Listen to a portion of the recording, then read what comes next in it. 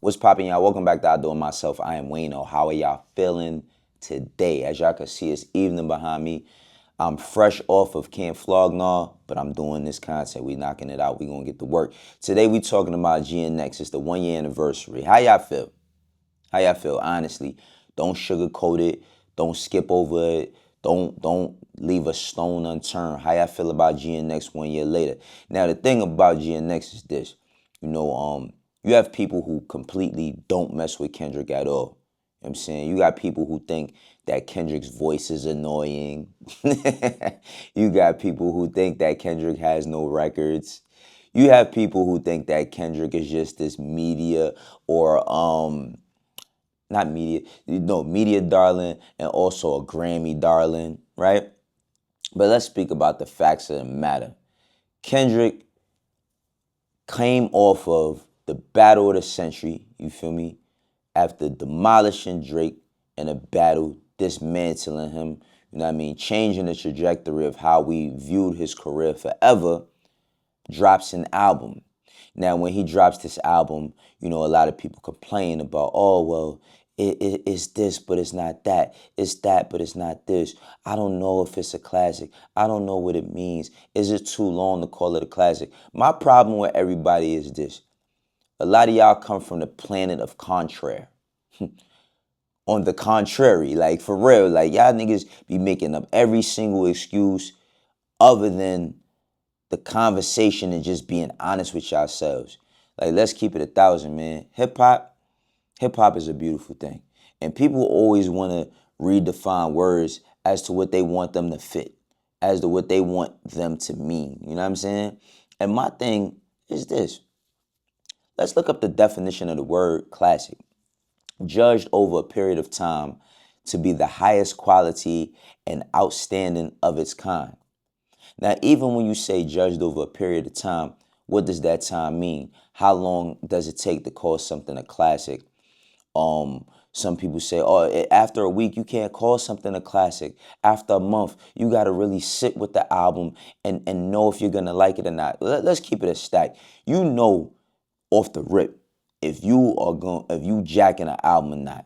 Facts. You know when that first time you hear it, there's albums that you've liked and there's albums that you've loved. And once you listen to it and you love it, you can't get more, you can't get no more of it because this is what's consuming you, right? And even if that's not the case, I'm also one of those people that don't believe, all right, if an album is a classic, that you have to be able to listen to it all the way through every time you listen to it. I think because music is subjective, sometimes you got certain moods. And while an album can be a classic, if I'm not in the mood to hear a certain song, I'm not going to listen to it. Does it take away from the art? Does it mean that the art doesn't mean anything? Nah, none of that. But to say that, an album such as this stature ain't a classic means that you out of your mind. That's how I view it. Now listen, Ebro, DJ Head, Eddie, and Lowkey, they talk about this. It seems like my man Lowkey is the only person from the planet of contrary. You know what I mean? He's the only person from the planet of contrary. Let's watch the clip and we're gonna come back and talk about it. Don't do that. But I think GNX is a classic. I don't know what else I would need. Like it's not gonna change for me 5 years from now. I'm gonna think it's less of a good album. It's been a year. Longevity is the only thing I need. It's been a year, bro. Now, longevity is Too what I need. soon I'm to sorry. call something a classic? That's just Too me. soon is like a month. No, a too weekend. soon is like a week, which niggas do all the time.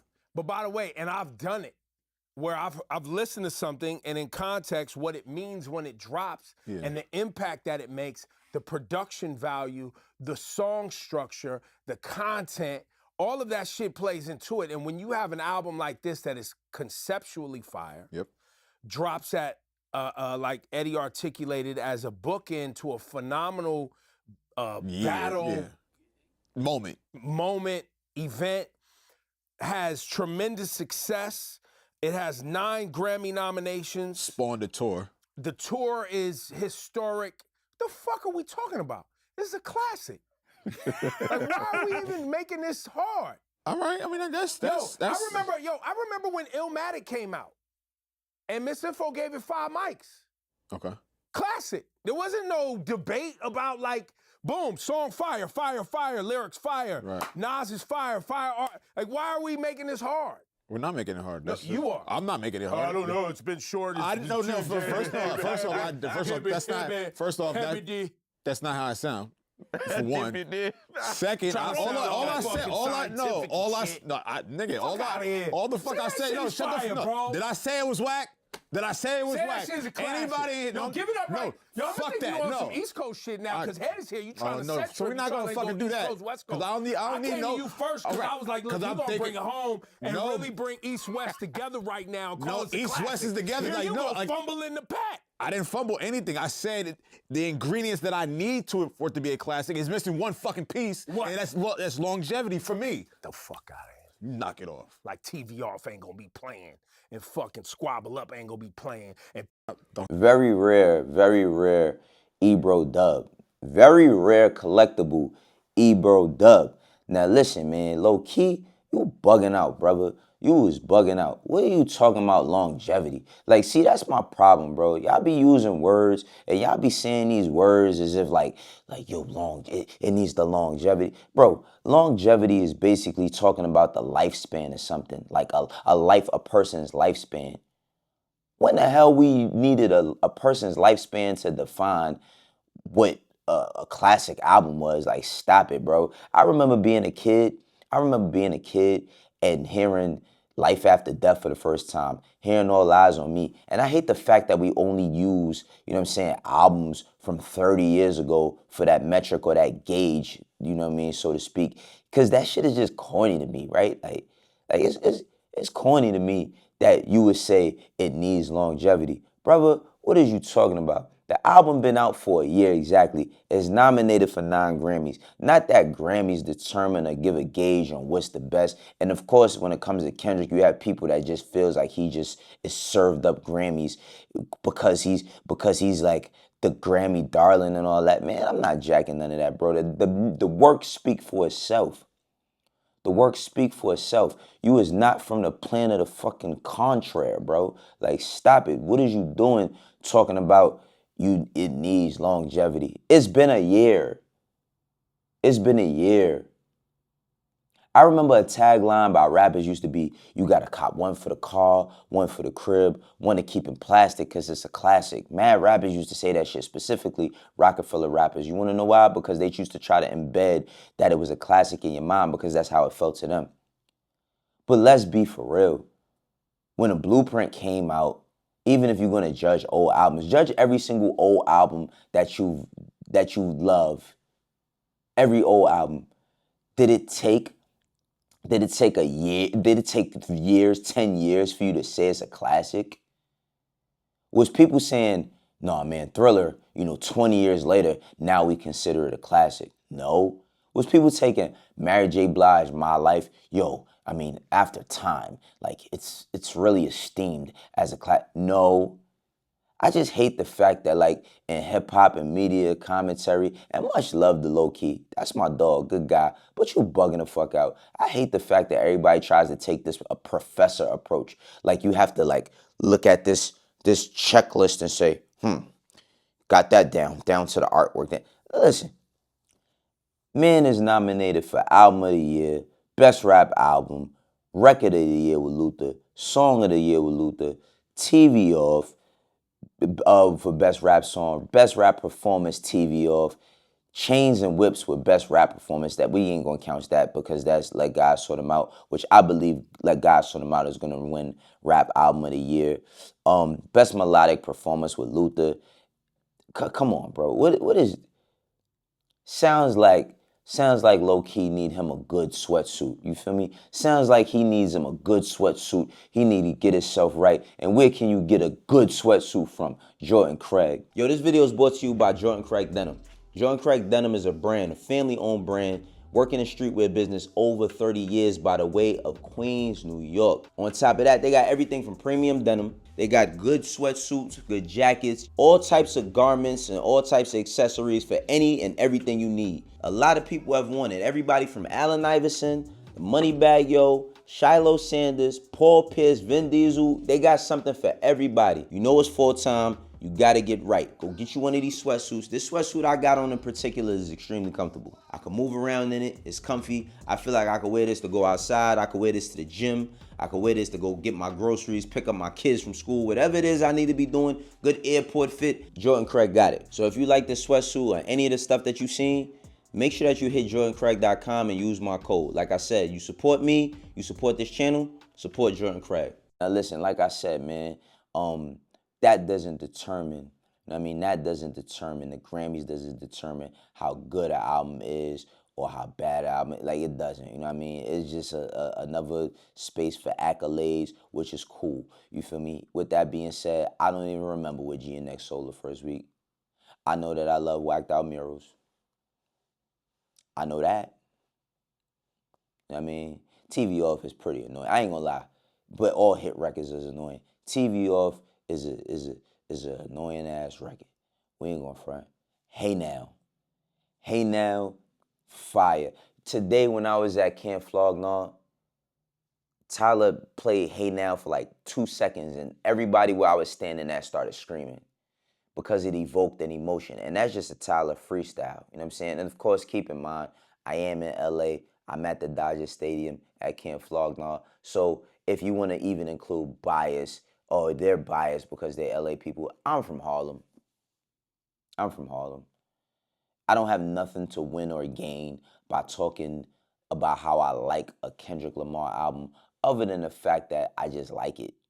I'm going to defend whatever it is that I like, because that's just what I'm going to do. I think that all of us do that collectively, right? We all get on the internet and argue the same way we used to argue on the block, the same way we used to argue in the lunchroom, the same way we used to argue in the chat rooms, or the, the SOHH forums, or the allhiphop.com forums, or the hip hop game forums.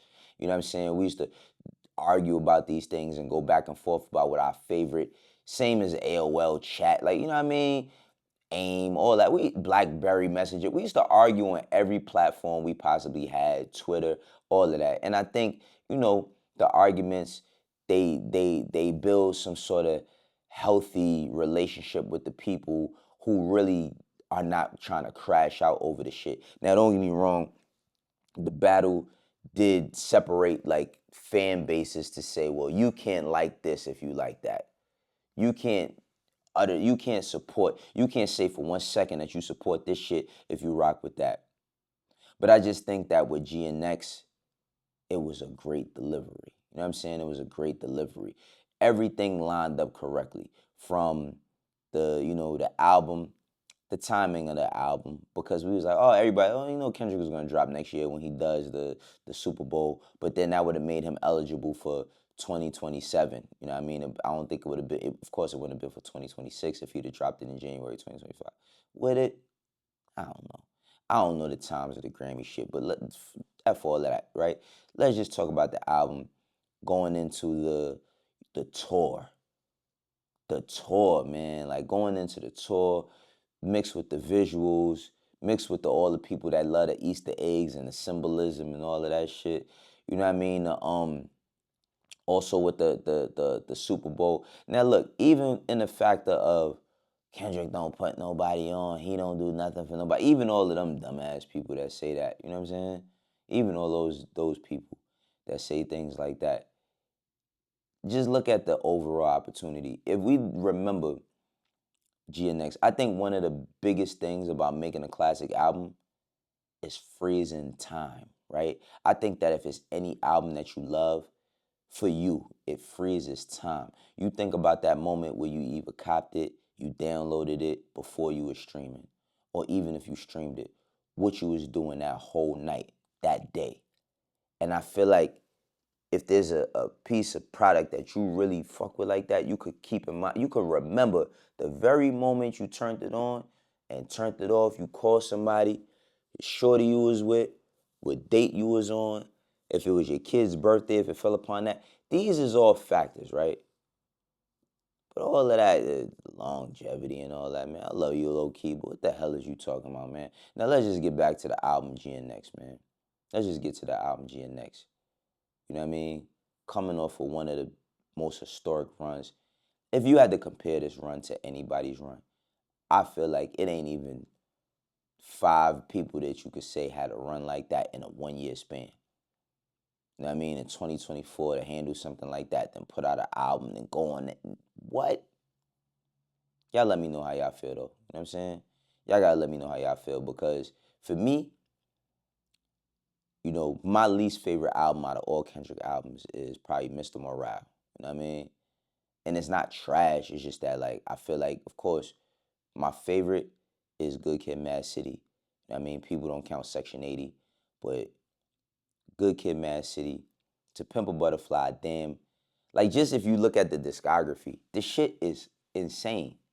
Now, I also understand that Kendrick is not an artist for everybody. Just like every artist. Like, everybody don't listen to it, and people be like, oh, no, he fire, he fire, he fire. You know, unless you're a you know, habitual joint eater. But y'all let me know what y'all think. This is how I do it myself. For the ones that rock with me, you know how we doing. For the ones that don't, eventually you will. I will catch you on the next one. Peace.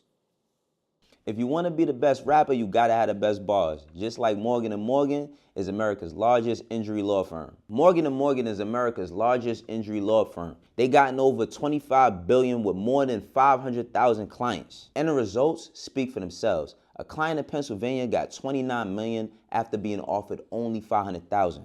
Another client in Florida got $20 million after being offered $0. Morgan & Morgan been fighting for the people for over 35 years. It's like hiring a legal army that's always going to ride for you.